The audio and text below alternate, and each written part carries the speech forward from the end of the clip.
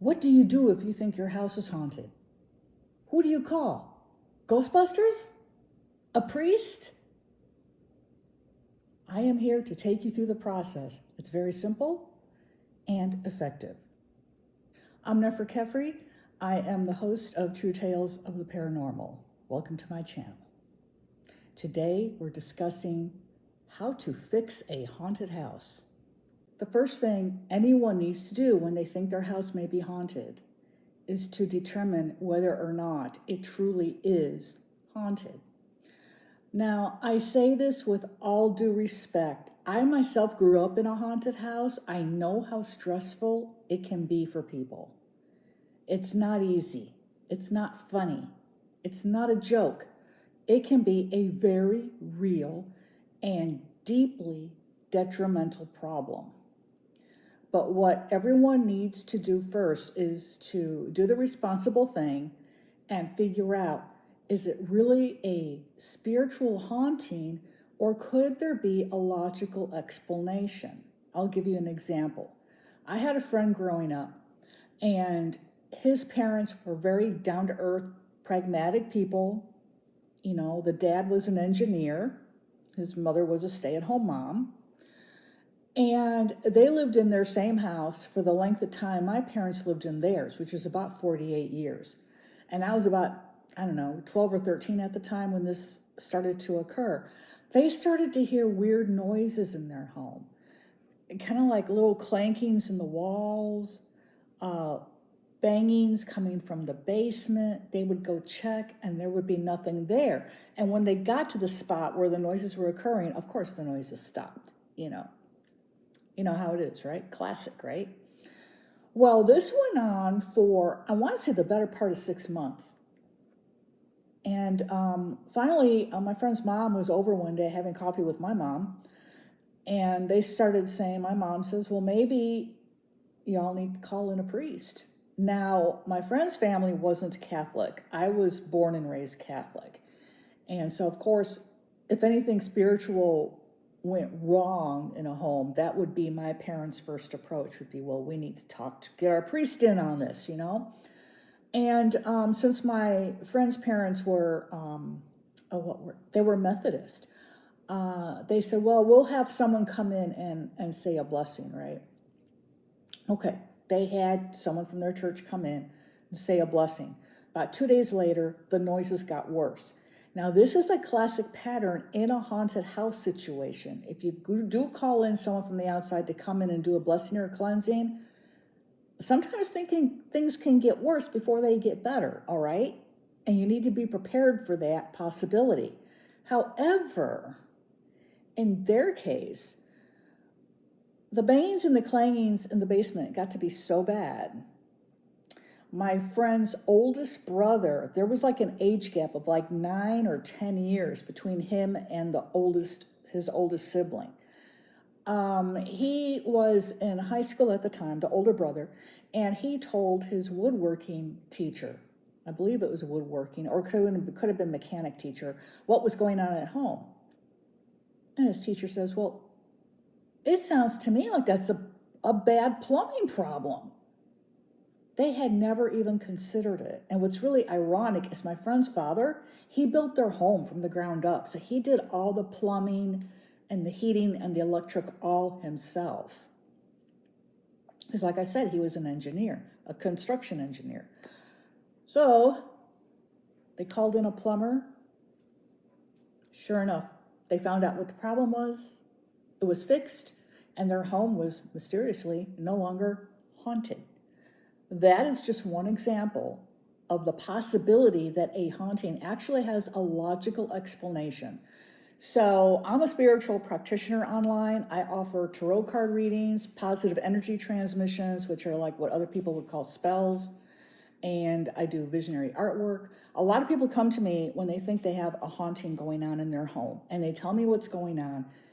First thing I always do is I take them through logical explanations first. Once I hear what they're feeling or seeing or sensing.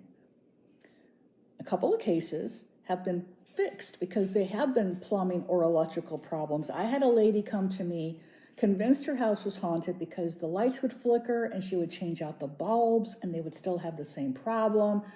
Her kids were all freaked out, and her husband was like, typical man, there's nothing going on here, type, just like in the horror movies. The husband's always the last one to believe, Well, it's just like that in real life too, in a lot of cases. So I told her, I said, have you ruled out an electrical problem? Have you called an electrician to come in and look at the wiring in your home? Well, no, I didn't think to do that. I said, please do that before we progress any further and let me know what the electrician says. A couple days go by. She emails me back. Guess what? You were right. He found an electrical problem and is fixing it. Then I emailed her back and I was like, that's fantastic. Once he fixes it, let me know how things are. So the electrical problem was fixed. And she emailed me like about a week later. She said, no more flickering lights, nothing. So that was a really nice fix to her haunted house. However, not all house hauntings have a logical explanation, which is quite unfortunate, because then when you go into the realm of the spiritual, people like me don't have their shops up on every street corner like a nail salon. You can't just go in the yellow pages, house cleansing, spiritual consultant, and not that we have yellow pages anymore, but you know what I was saying. I just dated myself, but oh well. You all know I'm 61, whatever. So what do? A lot of people turn to the internet. That's how I gain the bulk of my clients. It's because they're having some sort of an issue that they know has a spiritual component to it, but they can't find anyone local to help them, or they're just unaware of local resources. Or the church they're affiliated with may not offer that type of service, and so they feel stuck. So they go to the internet, and then the whole issue with the internet is finding someone who is reputable. Well, I've been in business for 26 years at my former website that got hacked and stolen from me the day the URL was going to be renewed. Yeah, that's a whole other mess. So I technically don't have a site right now. I'm building one from scratch, of course, because mine was stolen, and then offered for sale for 5,000 euros. No, thank you. And finding someone reputable online is a whole other issue. And if you're looking for someone, I would say read their testimonials on their website. Ask around. You don't know how many of your friends may have had some sort of weird problem like this, and they have a consultant. It's just something they don't advertise to others because they're afraid of being ridiculed. That's the main thing, So the first step, when you do have a real spiritual problem, you find a reputable consultant to help you. There are people who will come out to your home and will assess the situation. Typically, it's a team between 1 to 5 people who will come out all at once. You'll have usually a psychic intuitive on the staff with this company or person that you contact. And that person will walk through your whole home and try to pick up on any energies that may be there, and then tell you what they're sensing, what they're feeling, sometimes even what they're seeing. If they're like clairvoyant, they can see spirits or see energies, they'll tell you. And then the other people on the team will be taking notes. There's often a researcher involved who will research the history of your home and look at the records, seeing if any deaths were recorded on the property, for instance, things of that nature. And then the other people on the team are usually people who are taking various types of recordings of the environment, video, sound, and so on. So you can go that route, which is more of a paranormal investigative route, which is gaining in popularity due to all the TV shows out about paranormal investigators. First brought to the attention by the TV series on the Sci-Fi Channel, Ghost Hunters. And then after that, it's just ballooned outward. So that's one way to go. Another way to go is a lot of people, your home is your sanctuary. It's your break away from the rest of the world. A lot of people do not appreciate having total strangers walking through their home, let alone walking through the home with a psychic and all this scientific and photographic and video equipment, you know. I understand that more than anybody, because I don't want anybody in my house either, you know. So in that case, you can get a hold of someone online who can do this remotely. There are people who can sense the energies in your home remotely. They're psychics themselves. They don't have to physically be there to feel or sense the energies. And then again, just like a psychic walkthrough of your home, they will then tell you what their impressions are, and then you will have to ascertain for yourself, using your own powers of discernment, of whether or not you feel this person is being upfront with you. And again, I really stress, look at their testimonials, okay? Also, a clear sign of a fake online is if anyone ever offers you a guarantee of their work. What they're doing is they are just trying to get you to place an order. And once they have your money, whether they fill the order or not, if you're not happy and you let them know, they're going to come up with some sort of really flimsy excuse. Like, oh, the spirits weren't talking to me that day. Like, say you ordered a reading or something and it was totally off base. You know, I've done that. Psychics are not on constantly, okay? We're not. I'm not. Plus, we get sick like anybody else. If you're not feeling at 100% and you're trying to read someone's cards for them, first of all, don't try it when you're not feeling well, because your own defenses are down. Your ability to interpret the cards and receive psychic impressions is much lower than normal. And you're opening yourself up to psychic attack because you don't have your protections up. You're not strong enough to do this reading. Wait until you're better. I never work when I'm sick. Absolutely not, even if it's just allergies. And if I have to postpone with the client, that's what I do. But when someone is coming to me about a house situation, that's what I do. I talk it over with them. I find out what's going on, what makes them think their house is haunted. And then you know, since I have their permission, I'll just throw a few cards just to see what my impressions are from the card reading. Is there really something in their home? Or is it something else? Could it be that they're suffering from some sort of sensory issue?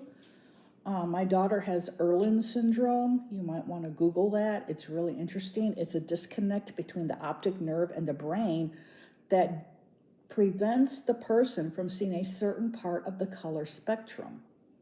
In her case, it's the color yellow.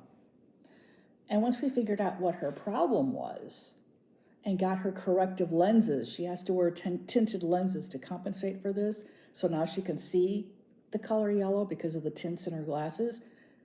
All of a sudden, she realized she was raised in a house with eggshell walls and not lime green.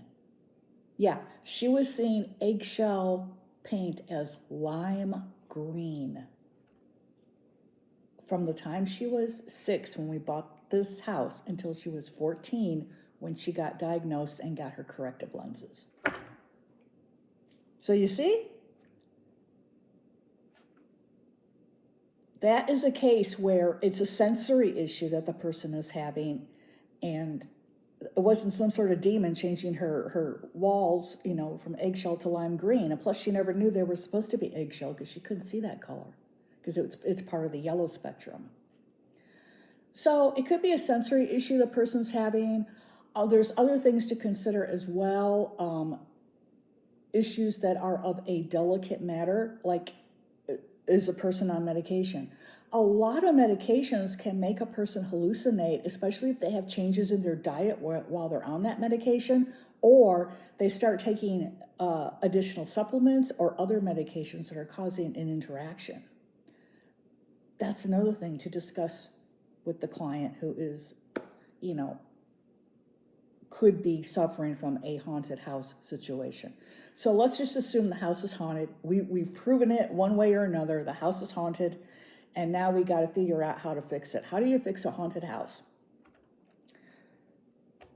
There's a very simple method, and it doesn't matter if you're religious or if you're spiritual. It doesn't matter what religion you are. It doesn't matter if you go to church, if you don't go to church, none of that. My number one protector in all of my work, besides the Lord Jesus Christ, is St. Michael the Archangel. Whenever I'm performing spiritual services for another person, I always call on Jesus first, and then I call on St. Michael for protection. And it's just an important thing to do, because when we deal with the psychic world, the invisible world, that world does not just contain positive energies, okay? Just like the real world. And you have to protect yourself when you do this type of work. So you've always got to call in some type of protective energy to surround yourself with to make it safe for you to proceed with your work. In my case, reading someone's cards or lighting candles for someone's problem, that sort of thing. So I always call on Jesus first, then I call on St. Michael. Now, for a house situation, when the house is haunted, the best thing you can do is, no matter what your religion is, get a copy of the Our Father. If you don't believe in God, please just put your disbelief on the back burner for the length of time it takes you to walk through your house with the prayer and follow my process, because my process works, okay? I've helped countless people in the 26 years I've been in business around the world with haunted house situations, and I'm telling you here for free how you can do it yourself. Okay, so you're going to need a copy of the Our Father, and I will link to one below, so you just click on that link and print it out. You're going to need a copy of the prayer to Archangel Michael. Now, regarding the severity of the haunting, if it's just noises and cool breezes and feeling uneasy, even though I know it's awful, I don't mean to sound like I'm blowing that off, it's no big deal, because it's not. It is a big deal, because it's your home. Your home should feel safe and happy to you at all times. If it's a haunting of that nature, you're good with the Our Father and the short version of the prayer to St. Michael. If it is more severe, I am going to be including another link below of a longer prayer to St. Michael, and that one requires that at least one other family member participate with you, because someone's going to have to read one line, and then the next line is supposed to be a response by a second person. In a pinch, you can just do both yourself if you live alone, for instance. But usually that longer prayer requires the presence of one other person, just because of the responses. Now, what you do is, when you're going to cleanse your home, you're going to need some items in order to carry out your spiritual cleansing. Okay. You're going to need a lighter. Never use matches when you're dealing.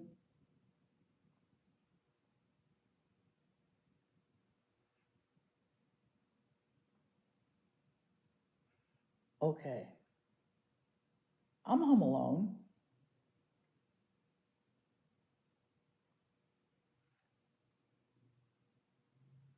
My dog is napping, and my cat's not even in here. I just heard some noise over here, and I don't know if the microphone on my iPad picked it up or not.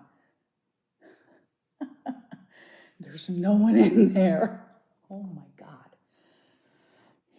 See, you talk about this stuff, and that encourages it, which is another thing. If you're into horror movies like I am, like I said, as well, with the house cleansing and with doing spiritual work, I always call on protection first. I always call on protection before I watch a horror movie, because shit can happen, my friends, and it has happened. So I know better.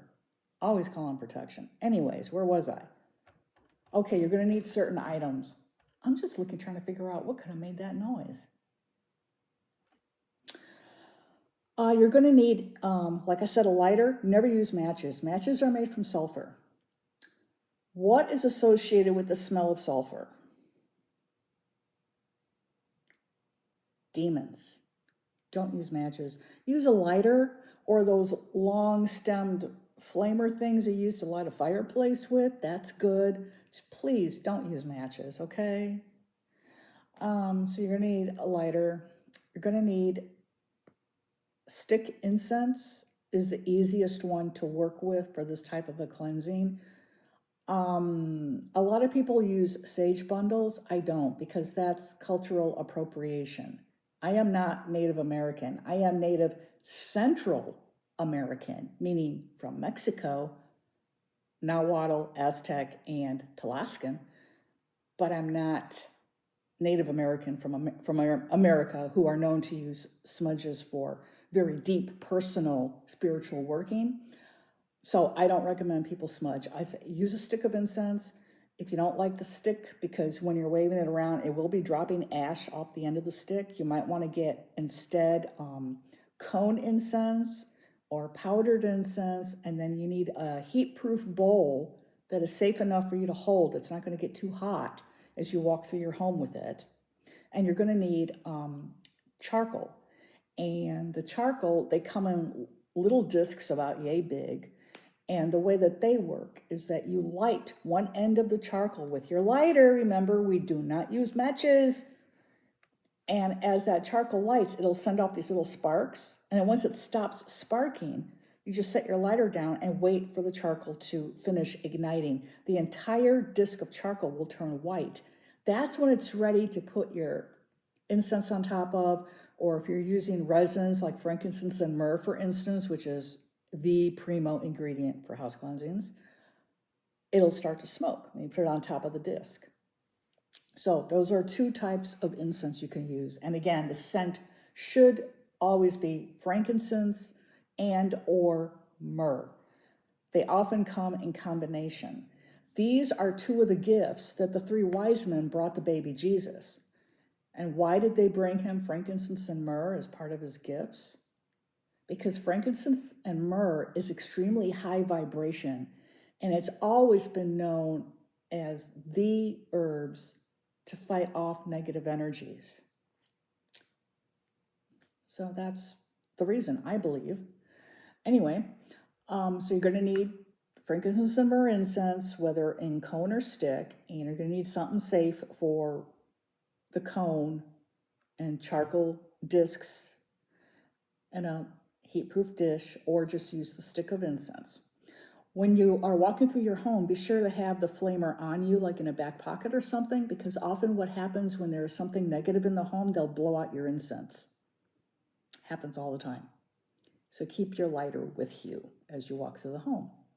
So you've got your prayers printed out on you, you've got your lighter on you, you've got your incense, and you have your faith. Those are the main tools. And then what you do is you start at the front door, you are going to end at the front door. If the front door is not the primary entrance to your home, begin at whatever you're using for the primary entrance of your home, whether that be your garage door, like in our house, it's our garage door, or it could be a side door, like in my childhood home. We always came in from the driveway when we would get out of our car, and the side door was there. We hardly ever used the front door. So whatever your primary entrance is, that's where you start and end a house cleansing. Now, if you live in a multi-storied home, I'm going to give instructions for that. Otherwise, you can apply everything I'm saying to a one-story home. I grew up in a multi-storied haunted house, and so I had to deal with 4 floors, attic, second floor, main floor, and a basement. So it was something. Took a while, but so worth it, so worth it. Anyway, so you start and end at your front door, you have your incense, you light your incense, and you take your prayers out. You begin with the Our Father. You can say it once. If you are more comfortable repeating it, I would say do it 3 times, no more than 3. Then you say the prayer to Archangel Michael. Ask him to be with you when you finish the prayer to him. Ask him to protect you, all of the inhabitants of your home, all of your property. So that includes the house or your apartment and the land around that you use for your own personal use, like where you park your car, your garage, your backyard, side yards, front yard, you get the idea. And then you start at the front door and you just say the prayers, and you have your stick of incense and you light it, and you go to the front door and you start at the top of the door, and you know the corners of your front door, you wave the incense, and just, even if you can't actually see the smoke going up into the corners of the door frame, visualize that it is. Now the scent, the smoke is going to be rising up anyway, naturally, but sometimes when it gets to within a certain distance from us, the smoke dissipates so much that we don't see it anymore. But the energy of the incense and of the smoke is still going up there. And what you need to do is you need to visualize that that energy is going up into the corners of the door frame, because negative energy hides in the corners, and they hide in the corners where the walls meet the ceiling and the floor. The reason being is that we don't notice these areas usually. So that's where it likes to hang out. If you just go into a haunted home, you'll notice the corners up along the ceilings where the walls and the ceilings meet often appear darker than what they typically should be. And that's because there's negative energy congested up there and living right alongside you. So you walk through your home beginning at the front door, and now what you're going to do as you're doing your walk, you imagine the floor of your home as a giant face of a clock. Your front door is 12 o'clock midnight, okay? So you're starting at 12 o'clock. You're going to be walking counterclockwise from your front door and around the perimeter of the floor of your home. Now, if you live in a multi-story home, you'll start on the main floor and you do your main floor. Then you'll go up to the top of the house and cleanse up there. If you have an attic, I'm sorry, you do have to get some smoke up there. Our attic is basically like a crawl space here. There's not much to it. So I have set my husband up there. Here's the incense, honey. Go up there and just kind of wave it around and pray. Oh, okay. He goes up there. Yeah. Just to be sure that it's not going to hide up in the attic and then come back down later, you know? Because then you've wasted all your time, all your energy doing all that work. So you're walking counterclockwise. As you walk counterclockwise around the perimeter of your home on the main floor, also in each room, as you go from room to room to room on the first floor, once you get into the room, again, you've got to be sure to wave the smoke up toward the corners of the door frame, the corners of the room. I also include the corners of the window frames. And then down along the floor, the corners of the floorboards. If you've got furniture there, see if you can maybe put the stick of incense a little bit behind it or maybe underneath it, just to kind of help the smoke to get back over there. Be repeating the prayers. Once you leave the front door, every time you enter a new room, you are to do the same process. The Our Father, and if you're more comfortable repeating it 3 times, you can repeat it 3 times. Say the prayer to St. Michael, ask for him to be with you. Ask for him to protect you, all the inhabitants of your home, and your entire property. Then you enter that room and smoke it out. That's what we say. Starting on the, as you enter the room, you're starting on your left-hand side and going along the wall counterclockwise until you get back to the door of the room, exit, go on to the next one. Just be sure as you go on to the next one that it's the next room coming up on your counterclockwise clock face house. So you're going from midnight over along the perimeter to 9 o'clock, further along to 6 o'clock, back around to 3 o'clock, and then back up to midnight. And when you finish the first floor, if you're in a multi-storied home, this is when you would go to the top floor of your home. And then you repeat the process at the entrance to the top floor of your home, whether that's an attic or just the second floor if you don't have an attic or what have you. And again, you've got to just imagine the floor plan of your home is a giant clock face. And where you enter that floor is midnight now.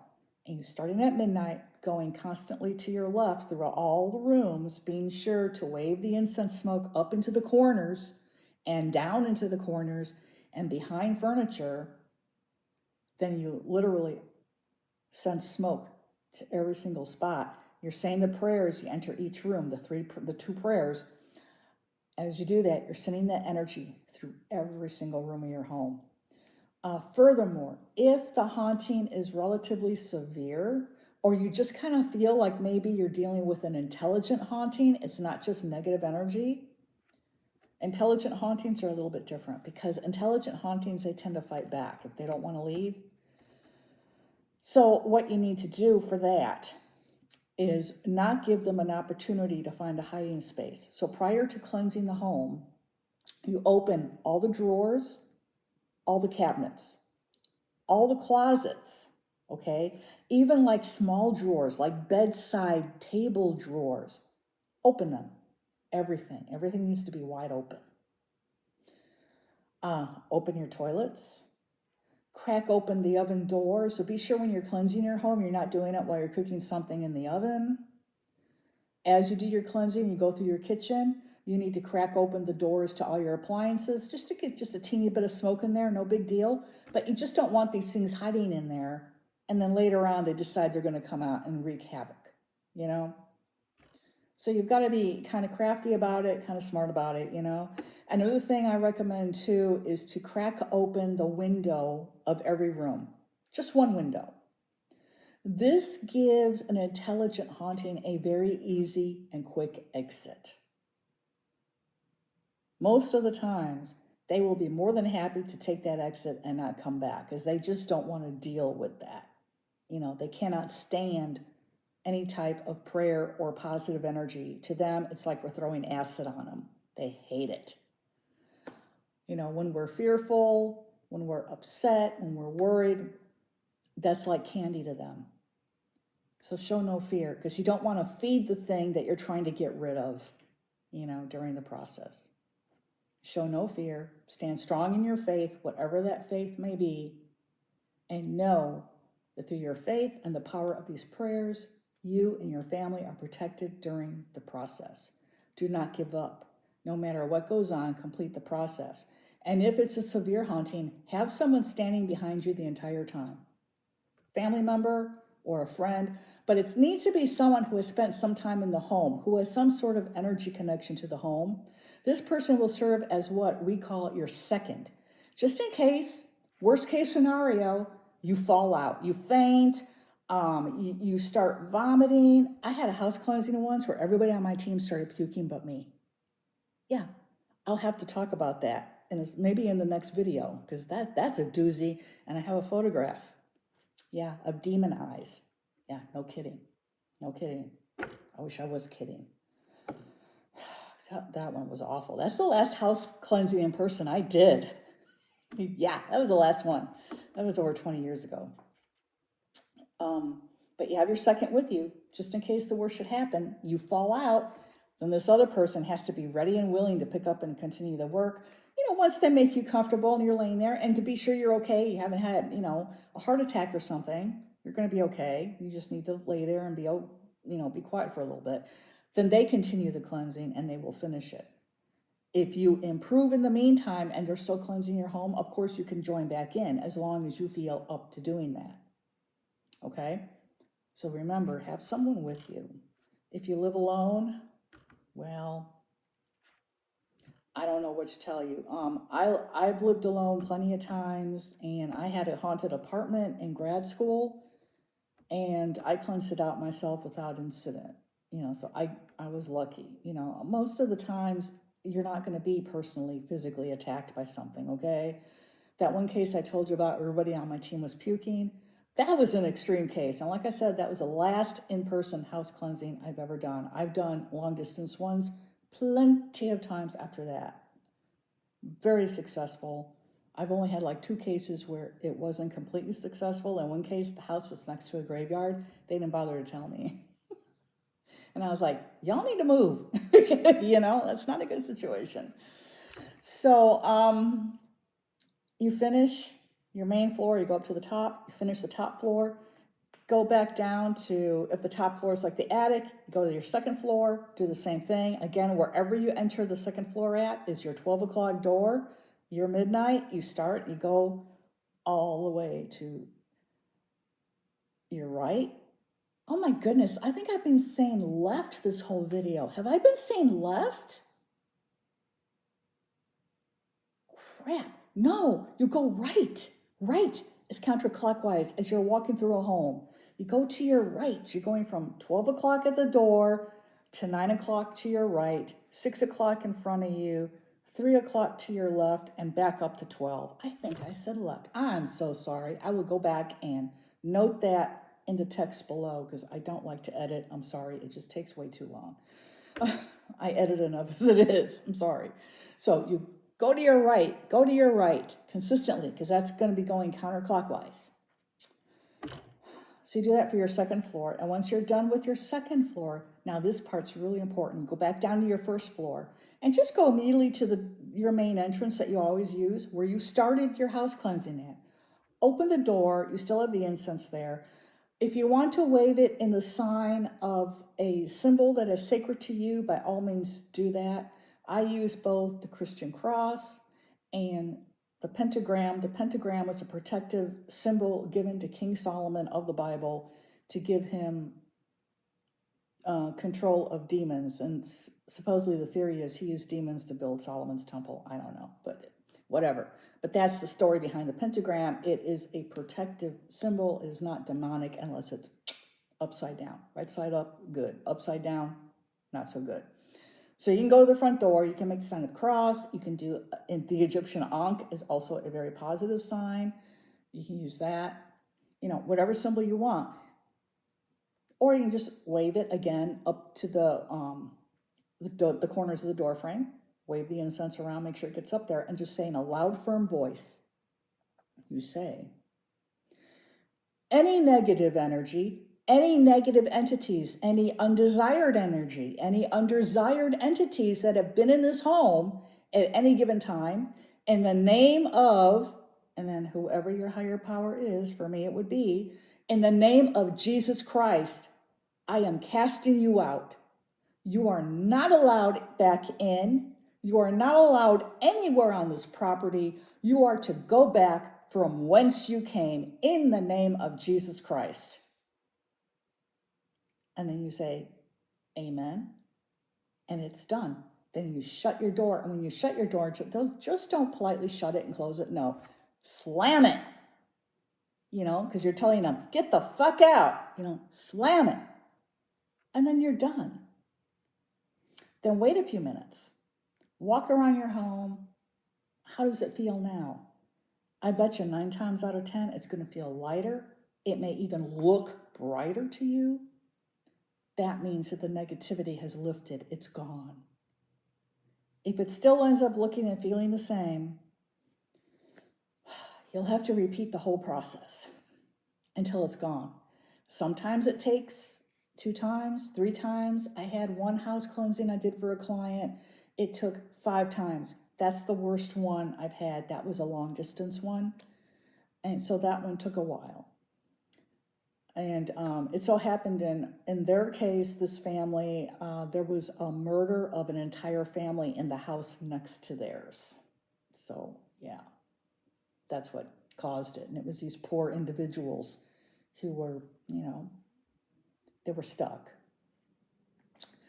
So that is basically how you fix a haunted house. Now, I know people are going to have questions. That's perfectly fine. In the comments below, please ask your questions. I am happy to answer. I always post my email below the descriptions of my videos. Feel free to email me. If you want to do it in absolute privacy, that's perfectly fine by me. And I'm not here to try to make money off of you. I just want to help you. And that is why I shared my personal method of house cleansing with you. This is a method my aunt taught me. My great-grandmother taught her. Okay. So I thank you all for watching this very unusual edition of True Tales of the Paranormal. And next week, I am going to share about the very last spiritual house cleansing I ever performed. You'll want to come back for that one. Thanks a lot for watching, my friends. Until next time, this is Nefer Kefri, your hostess with the ghostess, wishing you a very blessed day ahead.